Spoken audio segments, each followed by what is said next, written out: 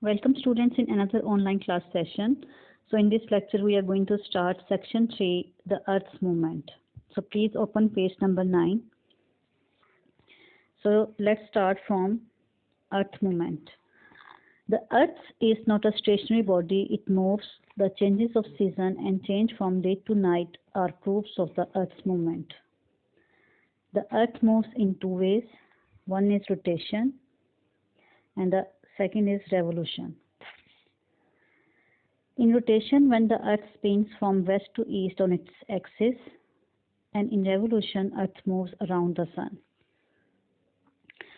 In revolution, Earth moves around the Sun from east to west, and in rotation, Earth moves around its axis from west to east. So first start rotation, day and night.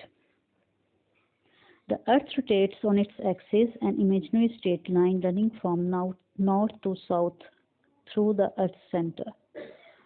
The axis is tilted at an angle of 23.5 degrees from the vertical. So this is the imaginary line which is starting from North Pole and it is ending at South Pole. And the Earth is tilted at an angle of 23.5 degrees.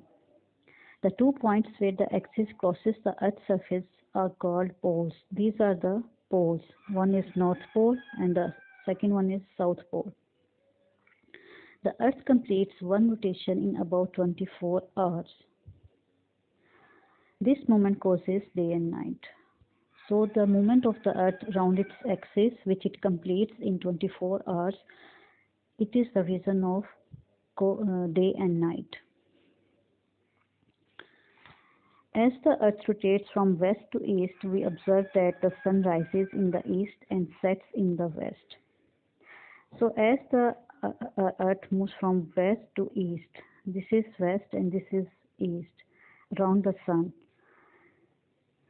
we observe that the Sun rises in the east and sets in the west. Therefore, day begins in places located in the east before places in the west.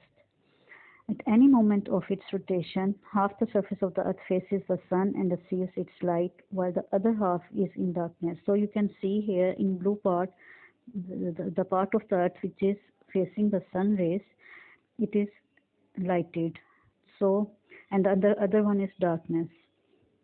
So this part of the Earth is observing day, and this part of the Earth is observing night at that time. At the equator, all places have days and nights of equal length, 12 hours of day and 12 hours of night throughout the year because the Sun is always overhead. This is the part of equator which is facing the Sun rays directly. So here the day and night are of equal length. But there are some places which are away from the equator like these. They have and there the day and night are unequal in length except during the equinoxes. So we have 12 hours a day and night at the equator, and 22 June is the longest day observed and 22 December is the shortest day.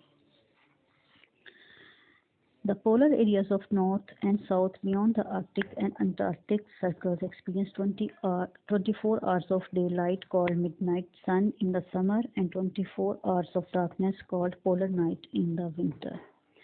These 2 points, the Arctic circle and Antarctic circle, they experience the 24 hours of daylight, which is known as midnight sun, and 24 hours of darkness, which is known as polar night. So this is all about the rotation. Now in next slide we are going to discuss about revolution and seasons. The movement of Earth in its orbit around the Sun is called revolution. We have already discussed about it, that when the Earth moves around the Sun, we call it as revolution.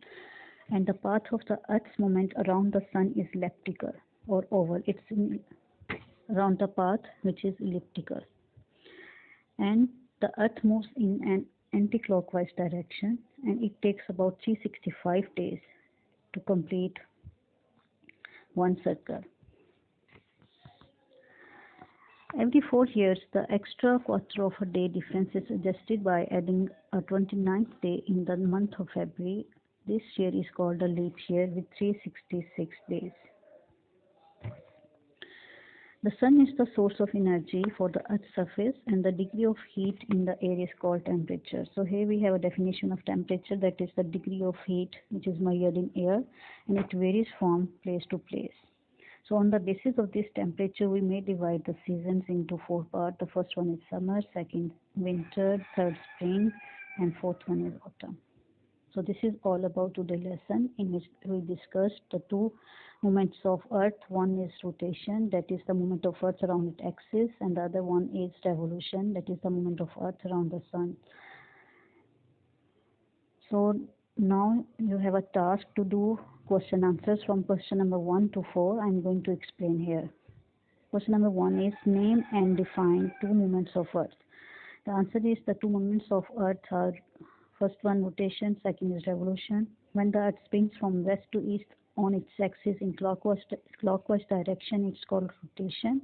When the Earth moves around the sun in anti-clockwise direction, we call it revolution.